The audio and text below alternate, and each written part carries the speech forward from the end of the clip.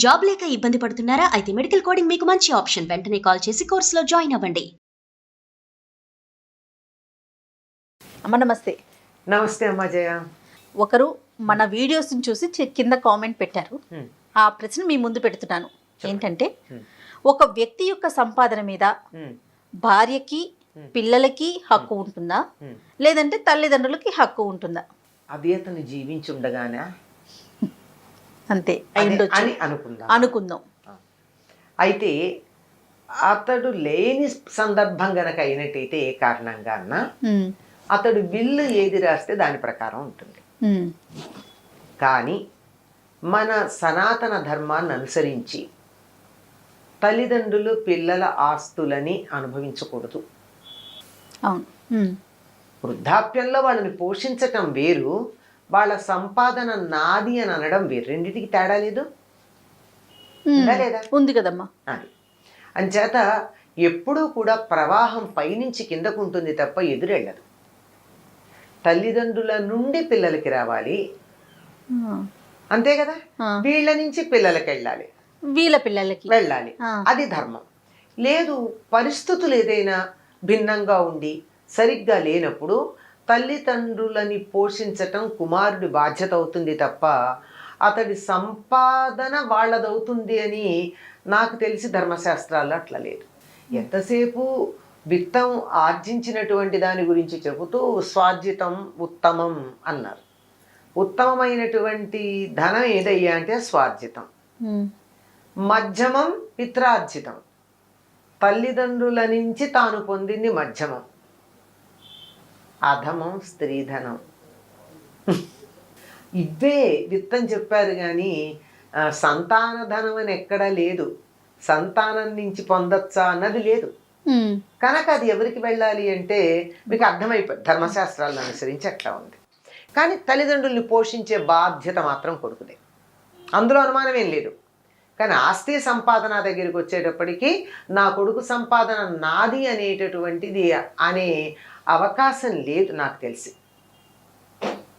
ఇక భార్యదంటారా, అసలు భార్యకి భర్తకి విడివిడిగా ఏముందండి?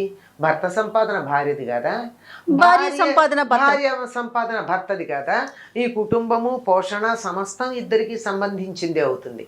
ఇక్కడ సంపాదన విషయం ఇట్లా ఉంటే తల్లిదండ్రులు అమ్మాయికి పసుపు కుంకంగా ఇచ్చినటువంటి సొమ్ము ఏదైతే ఉందో అది మాత్రం భర్తకి చెందదు. స్త్రీధనం అంటాం కదా, స్త్రీధనం అని. ఆ స్త్రీధనం ఆవిడికే ఉంటుంది. ఆవిడ తదనంతరం కుమార్తెలు ఉంటే కుమార్తెలకి, లేకపోతే ఆవిడ ఉన్నంతకాలం ఆవిడ హాయిగా ఖర్చు పెట్టుకోవచ్చు. ఇప్పుడు ఉదాహరణకి ఒక దేవాలయానికి వెళ్ళినప్పుడు భర్త ఏదో వేస్తాడు అక్కడ పళ్ళెంలో, ఈవిడ నాకు ఇస్తారండి 10 రూపాయలు అని అడగాలి, ఈవిడ సంపాదన లేకపోతే. అలా అవసరం లేదు. స్త్రీధనం ఉందిగా, పుట్టింటి నుంచి వచ్చింది, హాయిగా యథేచ్ఛగా తను వాడుకోవచ్చు. భర్తకి దాని మీద అధికారం లేదు. అలా తను వాడుకోగా మిగిలింది ఏదన్నా ఉంటే అది కుమార్తెలుంటే కుమార్తెలకి, లేని ఆవిడ ఇంకెవరికన్నా ఇస్తానంటే వాళ్ళకి, ఆవిడ యథేచ్ఛ. లేదంటే మిగిలిపోతే ఎవరుంటే వాళ్ళకి, అట్లా ఉంటుంది. కానీ భర్త సంపాదన భార్యకి మాత్రం చెందుతుందండి, పిల్లలకు కూడా చెందుతుంది. అంటే నా స్వార్జితం నేను మీకు ఇవ్వను అని ఆయన పిల్లలతో అనొచ్చు. ఎప్పుడు? వాళ్ళు వ్యక్తత వచ్చిన వాళ్ళైతే, వాళ్ళు పెద్దవాళ్ళైతే. అంటే ఈనాటి పరిభాషలో చెప్పాలంటే మేజర్స్ అనొచ్చేమో. కానీ మేజర్ అయినా కానీ మన లెక్క ప్రకారం వాళ్ళు సంపాదనా పర్ల అయ్యేదాకా తల్లిదండ్రుల మీద ఆధారపడి ఉంటారు కదా. అవును. వాళ్ళ సంపాదన, వాళ్ళ కుటుంబం, వాళ్ళ వ్యవహారం వాళ్ళకు వచ్చే వరకు తండ్రి సంపాదన వాళ్ళకు కూడా చెందుతుంది, తర్వాత కూడా చెందుతుంది. తండ్రి ఆస్తి పిల్లలకే చెందుతుంది. లెక్క ప్రకారం ప్రస్తుతం ఉన్న చట్టం ప్రకారం ఎట్లాగంటే, ఒక ఆయన ఒకవేళ ఏ బిల్లు రాయకుండా కాలం చేస్తే భార్య పిల్లలు ఎంతమంది ఉంటే అంతమందికి సమానంగా ఆస్తి విభజించబడుతుంది. 2 పిల్లలు ఉన్నారనుకోండి, 3 భాగాలు చేసి ఒక వంతు భార్యకి, ఒక వంతు ఒక సంతానానికి, ఇంకో వంతు ఇంకో సంతానానికి ఇస్తారు. ఆ విధంగా చెందుతుంది. అంతేగాని ఇక్కడ తల్లిదండ్రులకు ఇవ్వమని ఎక్కడ ఇంతవరకు ఏ చట్టంలో లేదు. కాకపోతే తల్లిదండ్రులకు వేరే ఆధారం లేక వాళ్ళు ఈ బిడ్డ మీదే, ఈ కొడుకు మీదే ఆధారపడి ఉంటే వాళ్ళ పోషణ కొంత ఇవ్వడం అన్నది నైతికమైనటువంటి బాధ్యతే కానీ చట్టంలాగా మనం చెప్పడానికి లేదు. కానీ నైతిక బాధ్యత, నైతిక తల్లిదండ్రుల్ని పోషించడం నైతిక బాధ్యత. అసలు బాధ్యత అసలు కర్తవ్యం. చేయకపోతే వాడు మనిషి కాదు. తల్లిదండ్రులను పోషించకపోతే కరెక్ట్ మాట అమ్మా, అసలు మనిషే కాదు. మనం మనుషుల గురించి మాట్లాడుకుంటున్నాం కనుక పోషించడం అనేది బాధ్యతే అవుతుంది.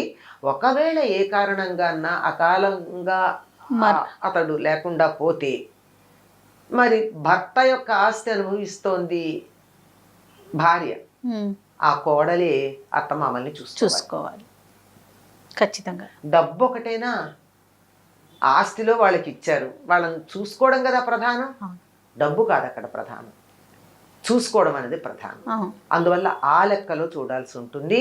ఇక ఆస్తి ఎవరికి ఎంత భాగం ఇవ్వాలన్నది అతడు స్వార్జితం గనక అయినట్టయితే తన ఇష్టం వచ్చినట్టు రాయొచ్చు.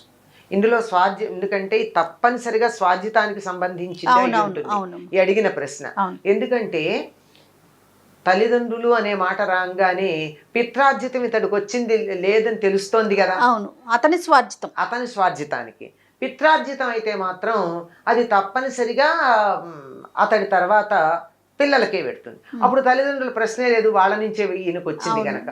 ఇది స్వార్జితానికి సంబంధించింది కనుక ఆయన తనకి ఎవరికి ఇష్టమైతే వాళ్ళకి ఇవ్వచ్చండి, అందులో సందేహం ఏం లేదు. నా కొడుకులకి నేను ఇవ్వను అన్నాడు అనుకోండి, he has every right to say it. ఈ మాట అనడానికి అధికారం ఉంది అనడానికి మనకి అనేకమైనటువంటి ఉదాహరణలు మనకు కనపడతాయి. ఉదాహరణకి యయాతి నా వృద్ధాప్యం ఎవరు తీసుకుంటారు అని అడిగాడు. అడిగితే మీ యదువు మొదలైన వాళ్ళు తీసుకోమరడమే కాకుండా అసలు ఇలాంటి వాడు ఎవడైనా ఉంటాడా, కొడుకుల్ని ఇలా అడుగుతారా, ఇలాంటి మాటలు చాలా మాట్లాడతారు. అయ్యాక చిన్న కొడుకు పూరుడు నేను తీసుకుంటాను అన్నాడు. పూరుడు తీసుకున్నాడు, అయిపోయింది. ఈయన మళ్ళీ కొడుక్కి అతడి దగ్గర నుంచి తీసుకున్న యవ్వనం ఇచ్చేశాడు, తన వృద్ధాప్యం తీసుకున్నాడు. తీసుకుని యదువుని పిలిచి చెప్తాడు, పెద్ద కొడుకు గనక ఈ రాజ్యానికి అధికారం నీకే ఉంది, కానీ నా మాట వినలేదు గనక నీకు రాజ్యాధికారం లేదు, చిన్నవాడికి ఇస్తున్నాను. తల్లిదండ్రుల మాట వినని వాళ్ళకి స్వార్జితమైనటువంటిది ఈ కాలంలో. అది పిత్రార్జితమే కానీ ఆ రాజ్యం అయినా దానికి చాలా కారణాలు ఉన్నాయి. ఎందుకు ఇవ్వలేదు అంటే, ఇలా తల్లిదండ్రుల మాట ఎదిరించేవాడు రాజు అయితే ప్రజలు కూడా పాడేస్తారు, ఇట్లాంటివి చాలా కారణాలు ఉన్నాయి. ఏది ఏమైనా పిత్రార్జితం అన్నది మాత్రమే అందరూ పంచుకునేది ఉంటుంది, కానీ స్వార్జితం అయితే తన నచ్చినటువంటి వాళ్ళకి ఇవ్వచ్చండి. లేదు నేను అనాథాశ్రమానికి రాస్తున్నాను అనొచ్చు, అతని ఇష్టం.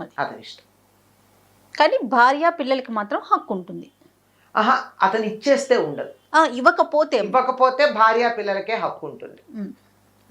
ఈ సందర్భంగా తల్లిదండ్రులు చూసుకోవాల్సిన బాధ్యత కూడా తప్పనిసరిగా. ఎప్పుడైతే ఒక ఆస్తి తీసుకున్నారో ఆస్తితో పాటు బాధ్యత ఉంటుందండి, ఆస్తితో పాటు అప్పు ఉంటుంది. తీసుకోవటమే పక్కనే ఉంటాయి. ఇప్పుడు ఒక ఆయనకి బ్యాంకులో 10 లక్షలు డిపాజిట్ ఉందండి, ఆయన పోయాడు, అది వీళ్ళ పంచుకుంటారా భార్య పిల్లలు? ఆ పంచుకునేటప్పుడు ఆయన ఏదో లోన్ కూడా తీసుకున్నాడు, 1 లక్ష రూపాయల లోను, అది కూడా హౌసింగ్ లోన్ ఏదో ఉంది, ఇంకా 1 లక్ష పే చేయాలి. మరి 1 లక్ష ఎవరిస్తారు? ఈ 10 లక్షలు వీళ్ళు పంచుకున్నప్పుడు ఈ 1 లక్ష కూడా వీళ్ళు పంచుకోవాల్సిందే. అలాగే భర్త యొక్క ఆస్తి తీసుకున్నప్పుడు భర్త బాధ్యత అయిన తల్లిదండ్రులను చూడడం కూడా కోడలు తీసుకోవాల్సిందే. సూపర్. అంతేనమ్మా. Thank you.